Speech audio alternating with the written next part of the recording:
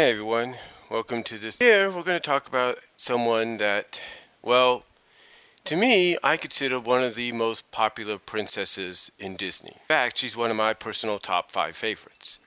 And it's ironic that I'll be talking about her as you see who it is, because this past Tuesday, the official Blu-ray release Diamond Edition of Aladdin was released. Of course, I'm talking about Princess Jasmine. And when fans talk about Jasmine, they talk about her in a way that makes you realize that she's one of those princesses that's more than what she seems. She's more, well, let's just put it this way. She's one of those princesses that when you look at her, she might be she might be presented at first of, oh, she wants more, she wants more in her life. She's tired of living the same mundane lifestyle that she's lived. And one, some people may like that, and some people may not. Uh, but the point is, Jasmine obviously has shown that she is more than just a pretty face. Um, Definitely, she's shown. I mean, you definitely saw those attributes and stuff in the movie itself. You could definitely see she's more than a. And when you take a look at the series itself, the animated series, to me, that's probably the best thing that could have ever happened to any of the Aladdin characters, mostly Jasmine. Because it showed that she was more, like I say, than a pretty face. She could take care of herself. I mean, stories that featured her really featured her in a way that you would think, wow, I didn't know that there was more to her than what I saw in the movie. Because there was. I mean, she was when it came to fighting sometimes, she was always in the field. I mean, well, not always in the field, but she was always, you know, out there. She wasn't sitting back. She wasn't like, oh, I'll let you do this and that. She was actually at times fighting. She was actually battling. You take a look at King of Thieves, the finale to the Aladdin's franchise, as well as the finale to the Aladdin movie trilogy, and she was fighting not only fighting back when the 40 thieves ruined her wedding the first time, but she was fighting she was fighting the thieves in the battle climax in the final battle, and it's like wow, what more can you ask out of a princess character besides what you're getting? And she definitely showed that she was more than just that pretty face.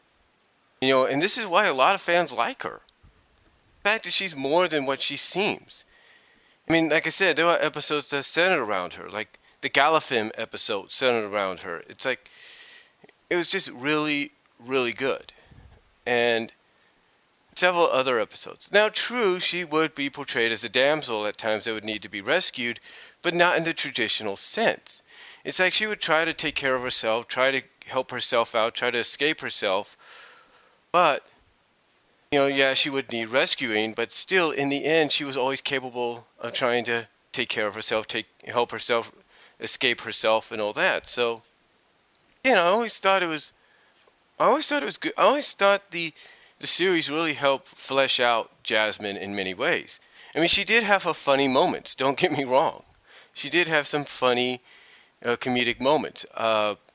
The episode where her and Abu had to sit back or stay behind with Genie when Genie had the cold, that was funny in its own right because you get a scene where Genie, he starts to sneeze and all of a sudden Jasmine gets turned into all these different things. She gets turned into what is it? She gets turned into a tree, a koala, a big carrot, the Mona Lisa or the Mona Jasmine, if you will. Like I say, a tree, a koala, a carrot, the Mona Jasmine, basically the Mona Lisa with a face on it. It was funny stuff like that. And then there's the episode where they visit this land, kind of basically a portrayal of Sweden, I guess you could say, back in the day. And I guess some kind of Swedish-like land. I don't really know. It was a Swedish-like environment with a Viking-like feel to it.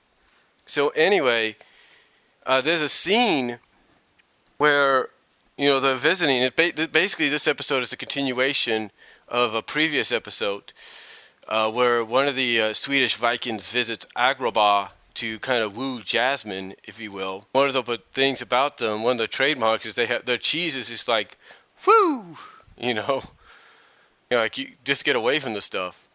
But anyway, long story short, in the second episode, it's real comedic the way she is portrayed at times, especially this one scene where one of the traditions to get someplace fast is to have people toss you right into the air.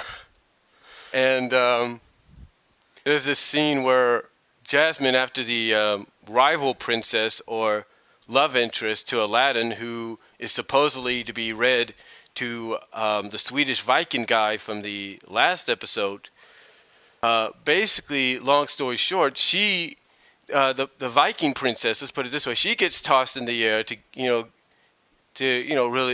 she gets tossed in the air by her fellow Vikings to get to where Aladdin and the other guy is, and then Jasmine, she's like, oh no, not me, and she ends up getting tossed as well.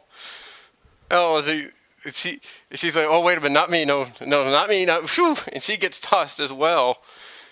And then you see like an overhead from like a Boo, and there's a scene where Boo's is standing there. All of a sudden, you just see Jasmine zipping right by overhead. And Boo's like, huh?